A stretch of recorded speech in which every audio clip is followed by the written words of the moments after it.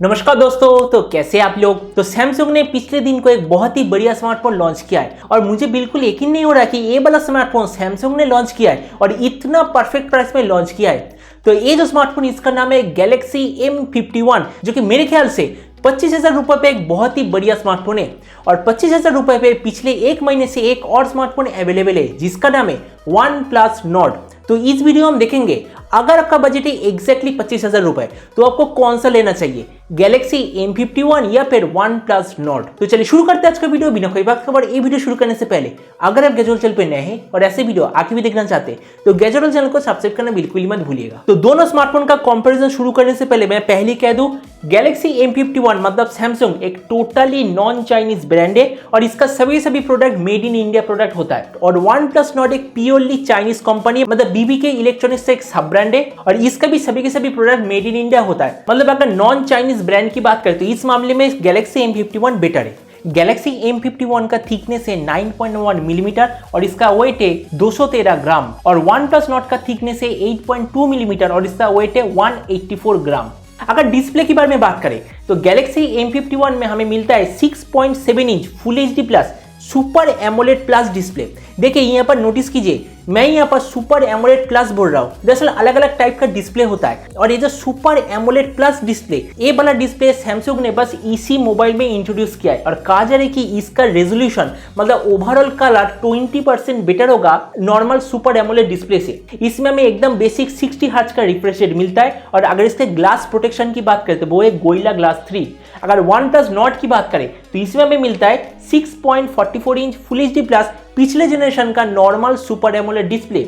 इसका refresh rate है 90 hertz और इसमें हमें गोरिल्ला ग्लास 5 का प्रोटेक्शन मिलता है। तो मेरे ख्याल से अगर आप ज्यादा मीडिया कंजम्पशन करते हो, मतलब अगर आप ज्यादा यूट्यूब देखते हो या फिर ज्यादा फिल्म मूवीज ये सब देखते हो तो आपके लिए गैलेक्सी M51 सबसे बेटर होगा। और अगर आप ज्यादा गेम खेलते हो तो आपके लिए OnePlus Nord बेटर होगा। अगर इसके प्रोसेसर के बारे में बात करें तो गैलेक्सी M51 में हमें मिलता है स्नैपड्रैगन 730G प्रोसेसर, जो कि एक 8 नैनोमीटर प्रोसेसर है जिसका AnTuTu स्कोर है लगभग 2,80,000 के आसपास। अगर OnePlus Nord की बात करें तो इसमें मिलता है स्नैपड्रैगन 765G, जो कि एक 7 नैनोमीटर आर्किटेक्चर पे बना है और इसका AnTuTu स्कोर है लगभग 3,15,000 के आसपास। मतलब ऑब्वियसली OnePlus Nord का परफॉर्मेंस थोड़ा सा बेटर होगा गैलेक्सी M51 से। अगर दोनों के कैमरे के बारे में बात करें तो गैलेक्सी M51 में यूज हुआ है 64, 12, 5 और 5 मेगापिक्सल का बैक कैमरा। इसका जो 64 मेगापिक्सल का मेन कैमरा वो है दरअसल सोनी IMX682 सेंसर और इसका जो 32 मेगापिक्सल फ्रंट कैमरा वो है दरअसल IMX616 सेंसर। और OnePlus Nord पे हमें मिलता है 48, 8, 5 और 2 मेगापिक्सल का बैक कैमरा, जिसका 48 मेगापिक्सल सेंसर वो है दरअसल सोनी IMX586 सेंसर और इसका जो फ्रंट कैमरा वो है 32 और 8 मेगापिक्सल का फ्रंट कैमरा। यहाँ पर मैं आपको एक चीज कहना चाहूंगा, गैलेक्सी M51 का जो IMX682 उसका सेंसर साइज बहुत ही बड़ा है OnePlus Nord के IMX586 के मुकाबले। तो इसका मतलब गैलेक्सी M51 का बैक कैमरा सेंसर 100% बेटर होगा OnePlus Nord के मुकाबले।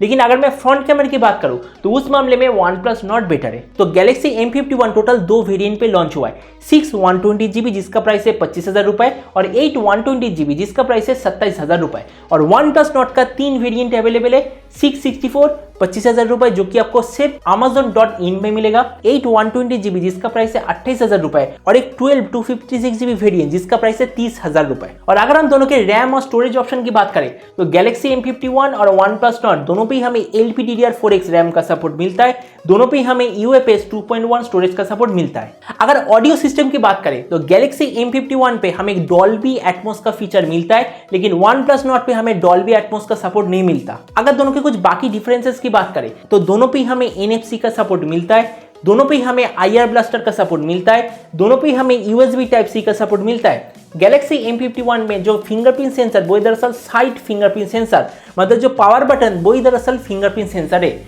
और OnePlus Nord पे अंडर डिस्प्ले फिंगरप्रिंट सेंसर मिलता है। तो अब हम देखते हैं दोनों का बैटरी और इस मामले में सैमसंग इस प्राइस रेंज के सभी स्मार्टफोन को हरा देता है, क्योंकि गैलेक्सी M51 पे हमें मिलता है 7000 mAh बैटरी और इसके बॉक्स के अंदर ही हमें 25 वाट फास्ट चार्ज मिलता है और OnePlus Nord पे हमें मिलता है 4115 mAh बैटरी जिसके साथ हमें 30 वाट का फास्ट चार्ज मिलता है। और इस जगह पे मैं आपको एक और चीज कहना चाहूंगा, गैलेक्सी M51 के पीछे हमें प्लास्टिक बैक कवर मिलता है, लेकिन एक हाई क्वालिटी का प्लास्टिक बैक कवर मिलता है, लेकिन OnePlus Nord पे हमें पीछे गोरिल्ला ग्लास 5 का प्रोटेक्शन वाला ग्लास कवर मिलता है। तो आप बढ़िए इस वीडियो के कंक्लूजन की, अगर ये वीडियो अभी तक देखने के बाद आपको अभी तक समझ में नहीं आया कि 25,000 रुपए पे कौन सा लेना चाहिए, सैमसंग या फिर नॉर्ड, तो नेक्स्ट पिक्चर पे आपका सारा कंफ्यूजन क्लियर हो जाएगा। तो 25,000 रुपए पे अगर आप गैलेक्सी M51 के साथ जाते तो आपको मिलेगा बेटर डिस्प्ले, मतलब super AMOLED plus display, better camera मतलब latest generation 64 megapixel IMX682 sensor, Dolby Atmos का फीचर,